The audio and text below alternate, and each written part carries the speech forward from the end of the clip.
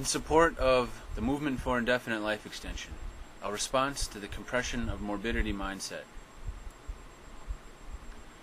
There is no basis, to quote, "There is no basis for the ardent hopes and positive statements made as to its safety and success. Therefore it would be wrong, whether willful or unknowing, to lead the people, and perhaps governments, at this time to believe the contrary." Remember that quote, because I'll be coming back to it.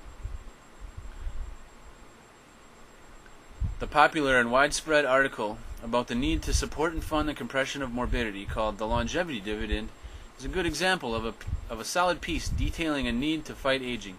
In it, the authors show the viability of slowing the aging process and urge people to support it. They urge governments to direct funds to it and urge places like the NIH to reserve more resources for it.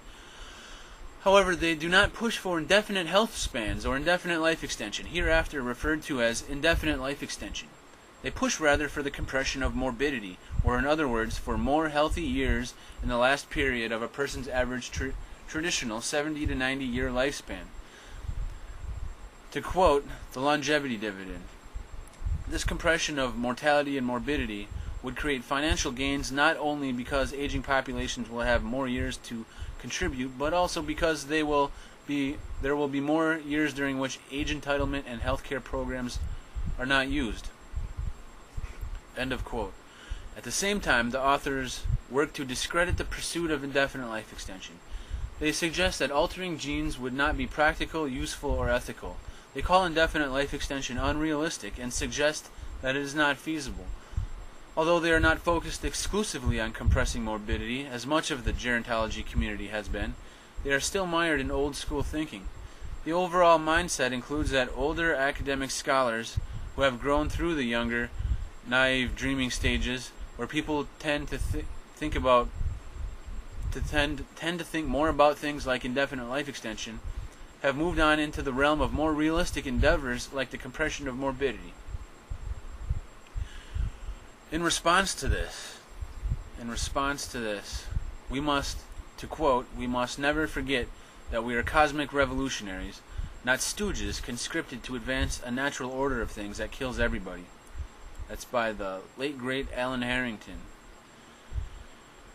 Achieving indefinite life extension is the most important, urgent, time-sensitive cause ever undertaken in the history of humanity, and with all due respect, sentiments like those expressed by the proponents of the compression of morbidity, though very noble and well-meaning, are misleading and harmful to this cause.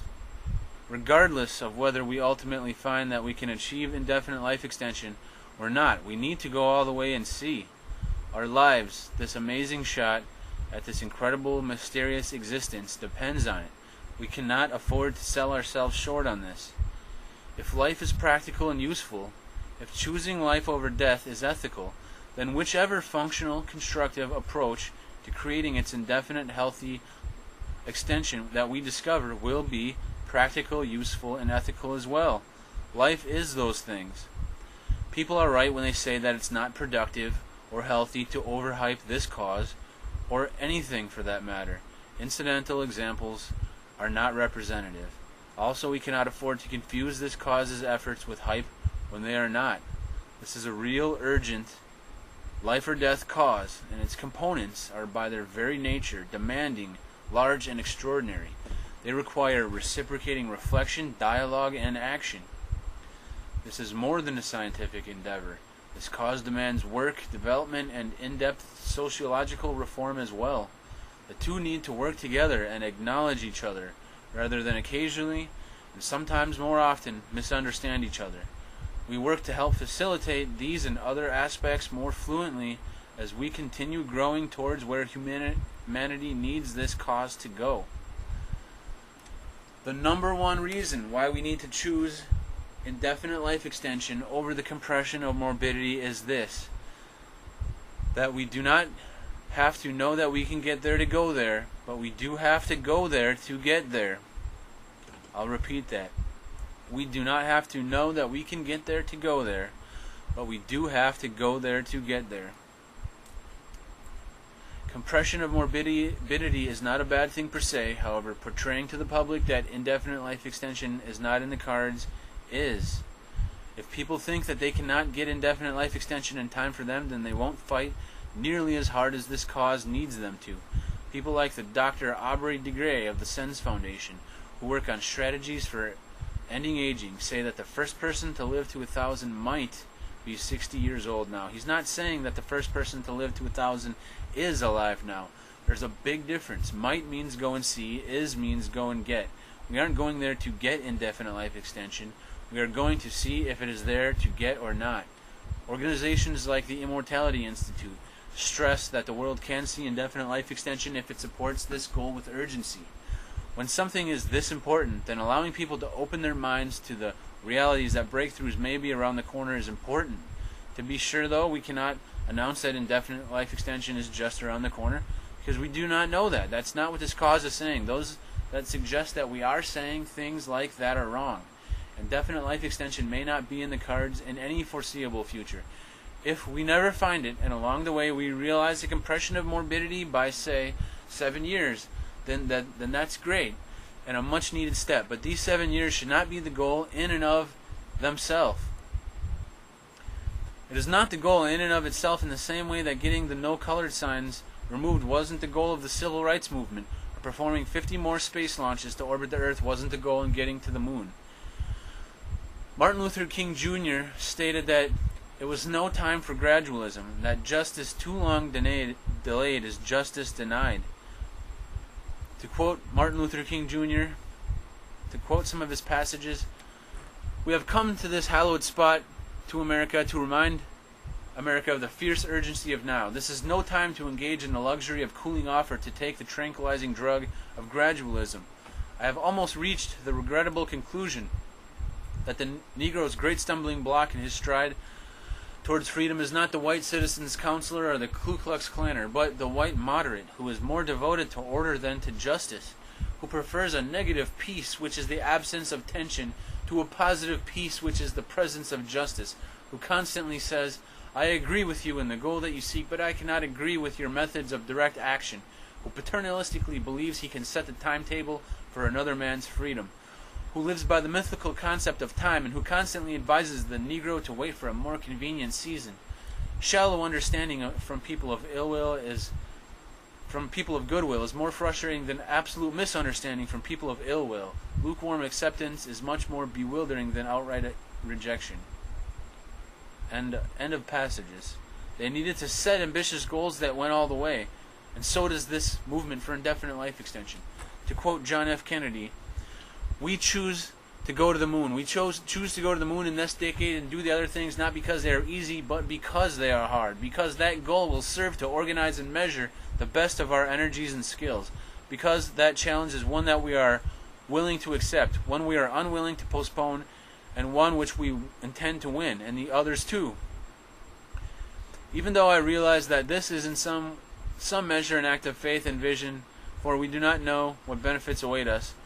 But if I were to say, my fellow citizens, that we shall send to the moon, 240,000 miles away from the control station in Houston, a giant rocket more than 300 feet tall, the length of this football field, made of new metal alloys, some of which have not even yet been invented, capable of withstanding heat and stresses several times more than have ever been experienced, fitted together with a precision better than the finest watch, carrying all the equipment needed for propulsion, guidance, control, communications, food, and survival on an untried mission to an unknown celestial body, and then return it safely to Earth, re-entering the atmosphere at speeds of over 25,000 miles per hour, causing heat about half the temperature of the sun, and do all of this, and do it right, and do it before this decade is out, then we must be bold." End of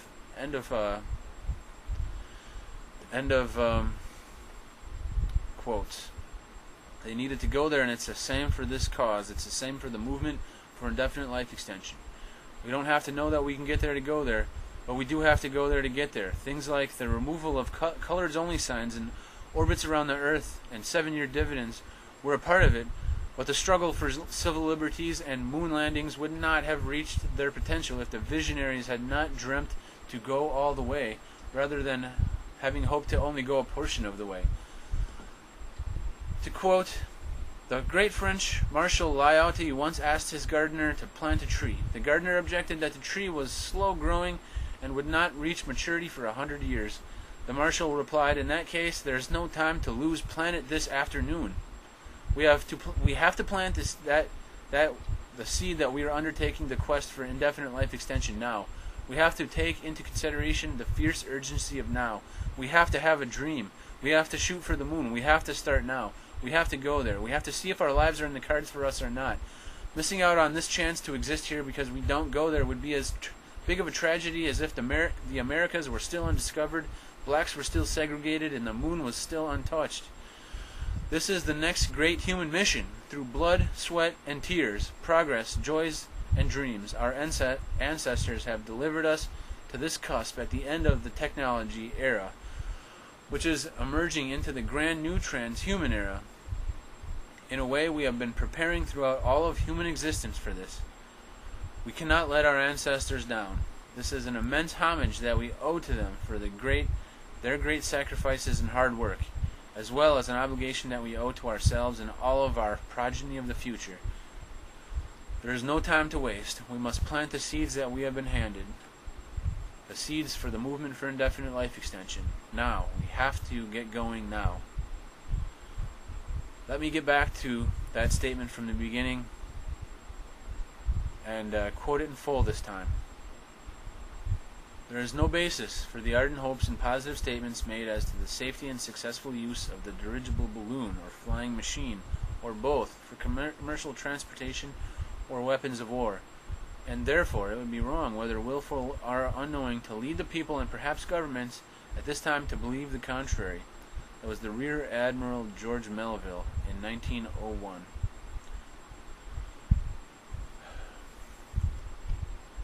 A physicist, to quote the German Minister of Education when George Ohm's theory of electricity was published in 1827, a physicist who professes such heresies is unworthy to teach science. We aren't of those mindsets. We are of the mindsets of one of the founders of the scientific method itself. To quote Francis Bacon, "By far the greatest obstacle to the progress of science and to the undertaking of new tasks and provinces therein is found in this, that men despair and think things impossible." They say that necessity is the mother of invention. If people don't want it, crave it, fight for it, and believe that they can have it, then they are going to innovate at a much slower rate. To quote the General Douglas MacArthur, "It is fatal to enter any war without the will to win it." To quote Wayne Gretzky, 100% of the shots that you don't take don't go in. We may not be able to get there, but we have to believe that we can if we are to put forth the amount of effort that is needed to get it done in time for us if it is there. To quote Eden Phillpotts, "The universe is full of magical things, patiently waiting for our wits to grow sharper. And we do not intend to keep it waiting. The time is now. For the love of life, we may not get there, but we have to go there, and we have to do it like our lives depend on it."